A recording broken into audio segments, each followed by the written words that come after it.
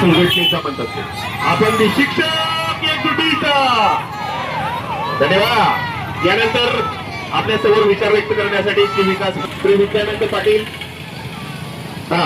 श्री विकास जन नमस्कार, मी अनिता संजय क्षीरसागर, जिल्हा अध्यक्ष महिला परिचर संघटना। तर आमच्या मागण्या आहेत की आज जेलभरो आंदोलनामध्ये आम्ही सामील झालेलो आहोत, CITU संलग्न।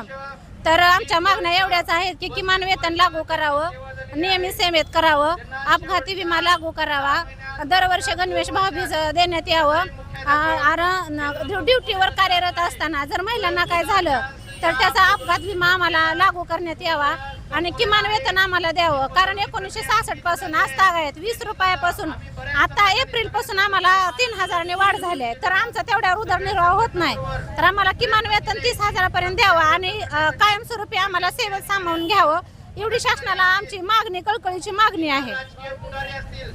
धाराशिव जिल्ह्यामध्ये 2024 ज्या महिला आपण भरती केलेल्या आहेत त्यांना मुलाखत वगैरे झाली आहे, THO ऑफिसला वगैरे बोलून सगळं काय प्रोसिजर झालं, पण त्यांना नियमित सेवेत घेतलेलं नाही।